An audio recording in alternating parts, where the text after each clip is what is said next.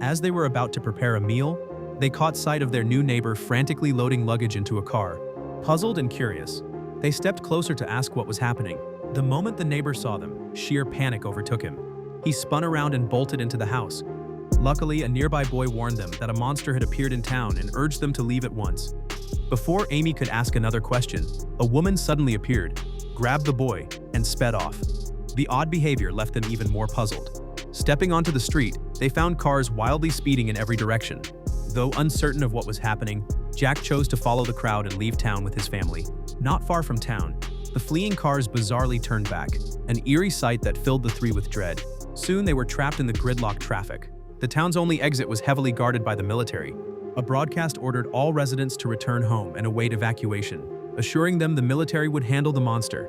Seeing this, Jack and his family had no choice but to turn back, when suddenly a stone tumbled down the hillside, smashing onto their car hood. Moments later, the roar of jets cut through the sky as two fighter planes streaked toward the town.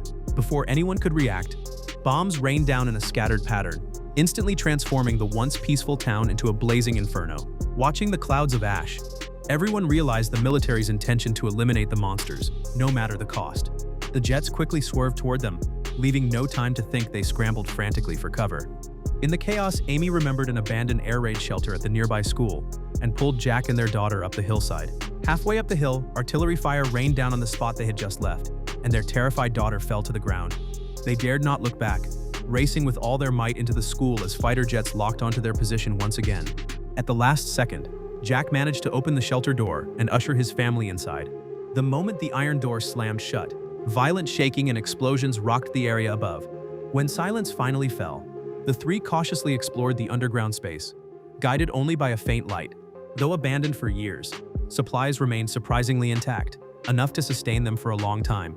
To calm their frightened daughter, Jack handed her a talking toy, and then chained the door shut. Uncertain how long they would stay, they huddled underground, silently hoping the chaos above would soon subside. Canned food and a rudimentary water system barely sustained the family, but the oppressive darkness gradually wore down their daughter's spirit, leaving her often on the brink of emotional collapse. Fortunately, whenever her panic attacks flared, Jack would calm her with homemade games and bedtime stories. Every day after, Amy and her daughter marked the walls with a line to keep track of time. Before they knew it, the walls were covered in marks, and they had been living underground for nearly a year. The long underground confinement made their daughter yearn for the surface even more, but Jack and Amy sternly forbade it. Outside, the situation had spiraled out of control. Military bombings had only attracted more monsters, hunting any survivors. They might be the town's only survivors, and so they set strict survival rules for their daughter. No shouting, no losing control, no opening the door under any circumstance. To curb her desire to go outside, Amy handed her a periscope to see the surface for herself. The once beautiful world had become a silent ruin, shattering all illusions, leaving only disappointment in her heart. Yet she still dreamed of escape. And while Jack and Amy slept, she sneaked over to the chains, trying to open the iron door. The clinking chain made her pause, unaware that this would soon lead to an even greater disaster. The next day, she opened a can of fruit to find it completely empty, with a large hole chewed through the bottom. Seeing this, Amy hurriedly checked the other cans, and found most of them ruined. Even though the iron door was secured, the ventilation ducts had become a pathway for the rats. With their food supplies dwindling, they had to cut daily rations, and Jack resolved to venture out for more the next day. Now their priority was to catch the food-stealing rats, and soon enough, their daughter accidentally spotted one stealing from a can. She called for Jack, who immediately drew a knife and cautiously approached the rat. But just as he lunged, the rat leapt onto the table, frantically trying to escape. Jack swung his knife with all his strength but missed. In the chaos, the kerosene lamp toppled, and Jack's knife lodged into the table. As the rat neared the vent, Amy grabbed a nearby wrench and smashed it right in front of the hole, killing it. Before they could celebrate, the smell of burning filled the air. The fallen lamp had set the entire table ablaze. Jack rushed to extinguish the fire, but burned his hand on the hot bottle, which then shattered from the heat. Spilled kerosene ignited nearby items, and Amy tore down a curtain to smother the flames. Jack ran to the water well, frantically pumping the handle, and together they finally put out the blaze. But thick smoke poured through the ventilation ducts, threatening to reveal their location. At this point, all three could do was pray silently, hoping the smoke had gone unnoticed by the monsters under the cover of night. Unfortunately, the smoke from the fire quickly deposited a thick layer of ash on the mirrors. Clearly, as the smoke drifted out, fresh ash settled in the vents, making their shelter far more conspicuous. To avoid detection, Jack and Amy had no choice but to risk going outside to cover up the traces. After confirming that the area seemed temporarily quiet, Jack and Amy carefully stepped out, leaving their daughter alone inside the bunker. But as time dragged on and they didn't return, the daughter couldn't help peeking outside with the periscope. She relaxed when she saw them merely clearing tracks nearby. But soon a shadow flashed through the distant woods. Realizing danger was imminent, she shouted for them to return, but the distance was too great, they couldn't hear her. Seeing this, she hurried up the stairs and ran out of the bunker, only to find her parents, who had been clearing tracks, now gone. Frantically, she called out for them, but Amy suddenly appeared and covered her mouth, preventing the noise from attracting the monsters. Just as she tried to alert them, a herd of deer bolted past in panic. The unusual commotion put all three on high alert. They hurried back into the bunker and secured the iron door tightly. Once the door had been reinforced several times, Jack cautiously crept closer to listen to the sounds outside. Soon, faint footsteps echoed above, followed by the heavy iron door being pulled up with force. Fortunately, the reinforced door held firm, blocking the monster's entry, and they eventually left after failing. But before Jack could relax, he turned to witness another scene of despair. In the chaos, the pull ring on their daughter's talking doll got caught on a screw, ready to trigger a loud noise if dislodged. Jack quickly grabbed the doll to remove the sound mechanism, but he was too late. The piercing noise exploded throughout the bunker. The sound drew the roaming monsters once more.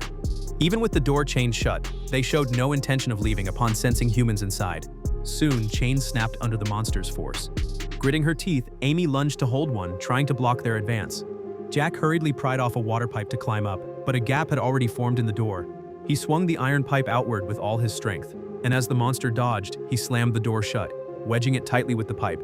Though they had narrowly survived this attack, the bunker's location was now exposed, and the monsters would inevitably return. Soon, a nearby cabinet rattled violently, and countless footsteps pounded from above. A horde of monsters gathered again, launching a relentless assault on the precariously held iron door. As the iron door crashed down, countless glowing eyes appeared at the entrance.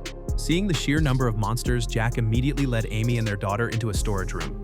He then set the doorway curtains on fire and pushed heavy shelves to block the entrance. But the makeshift barricade wouldn't hold for long, and the vent above became their only escape route. Using a periscope, Jack pushed aside the wooden board covering the vent, sending Amy and their daughter out one by one. By then, the monsters had reached the wall of fire, and without hesitation, he crawled into the vent himself. But the opening was too narrow, and his shoulders got stuck. Even with all her strength, Amy couldn't pull him free. As the monsters closed in, Jack gritted his teeth and twisted his arm, finally managing to push his torso through. Just as he was about to fully escape, the monsters yanked him back into the bunker.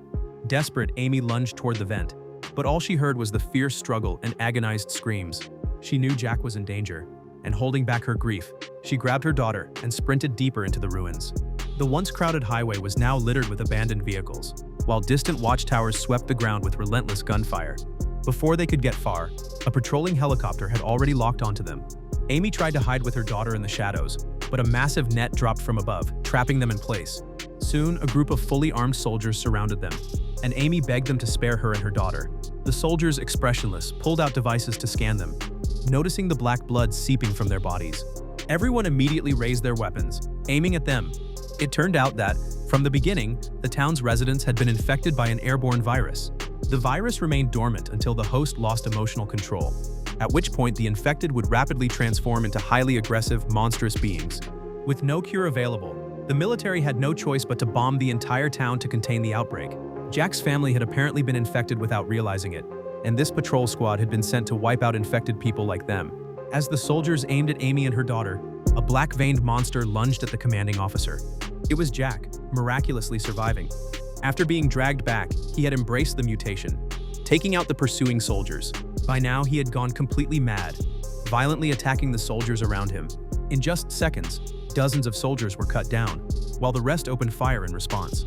But Jack seemed impervious to pain, relentlessly tearing into those around him. Yet under the hail of bullets, Jack was riddled and collapsed unwillingly.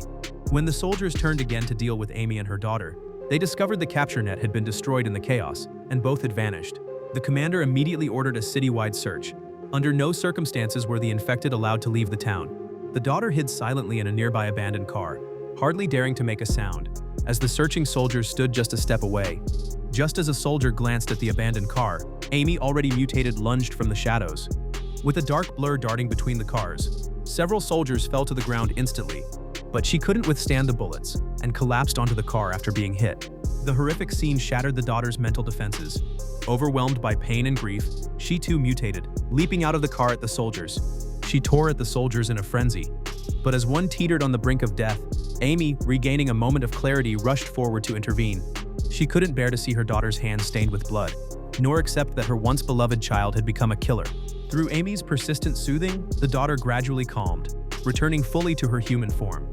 Meanwhile, the soldier had been inadvertently infected in the chaos, likely doomed to the same grim fate as the town's residents. Amy led her daughter to Jack's side. Severely wounded, he could no longer flee with them. All he could do was urge them to leave quickly and make Amy promise to take care of their daughter. The roar of a helicopter grew louder. With no time to hesitate, Amy grabbed her daughter and fled. They didn't dare relax until they slipped into an abandoned tunnel. Exhaustion and tension finally took their toll, and they fell asleep without realizing it. Later, a noise woke the daughter. A neighbor's child arrived, carrying the daughter's clothes. With his help, they made their way to an even more hidden refuge. The refuge sheltered not only the neighbor's family, but also many other town residents who had survived. To survive, they had to hide like rats in the darkness. Yet they couldn't resist the beam of sunlight streaming in. Amy firmly believed that humanity would find a way to combat the virus, and that they would see the light again. From barely surviving in the bunker to confronting mutations and relentless pursuit, no one could hide in the dark forever. Some surrendered to mutation to protect their families. Some clung desperately to their morals on the edge of collapse. Others were swept along helplessly by fate and rules. The struggles and resilience of ordinary people in the apocalypse are life's quietest defiance,